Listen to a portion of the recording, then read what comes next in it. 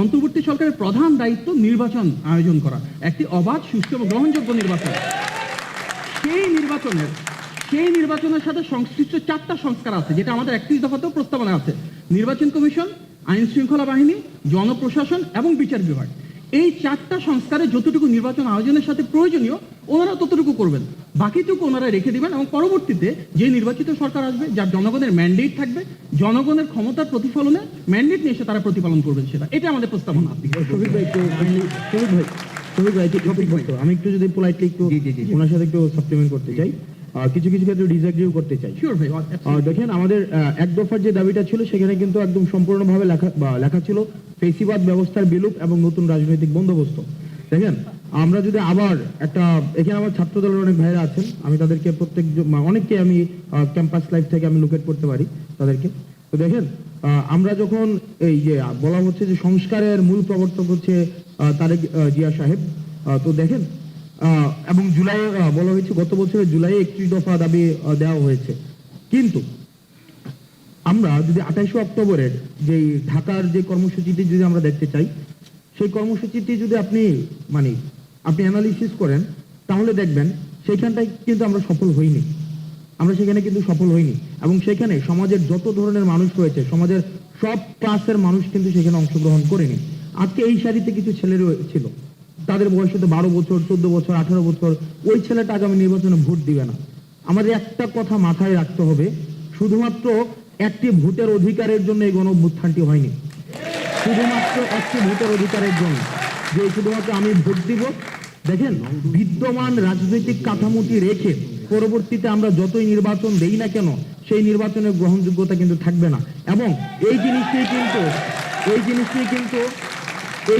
কিন্তু এটি আমার কথা না, এই কথাগুলো ফেসিবাদ বিরোধী আন্দোলনে যারা ছিল তার তৎকালীন সময় একটা উল্লেখযোগ্য ভূমিকা পালন করেছে বিএনপি কিন্তু গত 16 বছর ধরে এই কথাগুলোই বলে আসছে, যে বিদ্যমান সংবিধান রেখে, বিদ্যমান হচ্ছে নির্বাচন কাঠামো রেখে, বিদ্যমান হচ্ছে যে প্রশাসন রেখে আমাদের কখনোই যে নির্বাচনটি হবে, সেই নির্বাচনটি কখনোই পার্টিসিপেটরি কোনো ইলেকশন হবে না।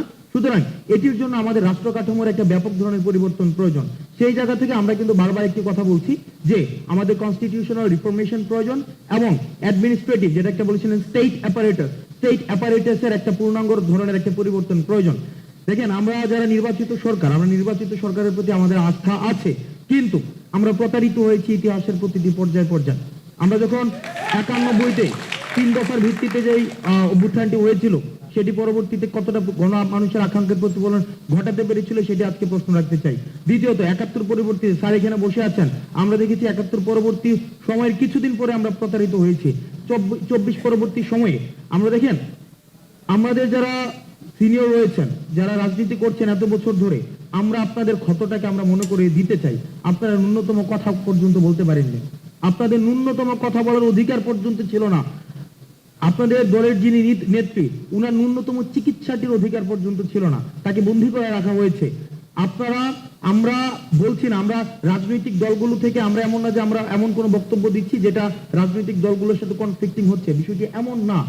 আমরা চাচ্ছি যে বেসিক যেই সংস্কারগুলো ছিল, এই বেসিক সংস্কারগুলো আগে সম্পন্ন হবে এবং সেটি হচ্ছে আমাদের একটি গ্রহণযোগ্য নির্বাচনের দিকে নিয়ে যাবে। বিষয়টি এমন না যে সংস্কার হলে নির্বাচন সম্ভব না, আবার নির্বাচন হলে সংস্কার সম্ভব না। নির্বাচন এবং সংস্কার এই দুটি সাইমultaneously চলবে। তবে রাজনৈতিক দলগুলো বিগত এত বছর ধরে যে সংস্কারগুলো মানুষকে দিতে পারেনি, সেই জিনিসগুলো আমরা চাচ্ছি অন্তর্বর্তীকালীন সরকারের মধ্য দিয়ে হোক।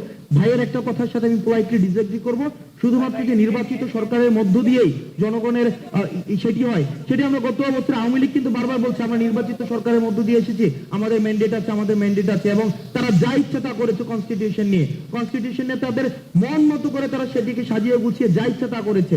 দেখেন, এই সরকারের তাহলে ম্যান্ডেট কি? এই সরকারের ম্যান্ডেট হচ্ছে গণঅভ্যুত্থান। এই গণঅভ্যুত্থান দিয়ে এই সরকার ম্যান্ডেট লাভ করেছে এবং আমরা চাই যাতে করে বিএনপি যারা এত বছর ধরে নির্যাতিত হয়েছে, জামাতকে ডিহিউম্যানাইজ করা হয়েছে, অন্যান্য যারা ফেসিবাদ বিরোধী যে রাজনৈতিক দলগুলো রয়েছে, তারা যখন নির্বাচনের মধ্য দিয়ে তারা যখন আবার ক্ষমতায় আসবে, তাদের জন্য আর ফেসিবাদী কোনো ধরনের শক্তি হয়ে না উঠতে হয় এবং আবার যেন ফেসিবাদের কবলে না পড়তে হয়, সেটির কাজই হচ্ছে অন্তর্বর্তীকালীন সরকার করবে। আমি কি বলতে পারবো? হ্যাঁ, আপনি অবশ্যই বলবেন,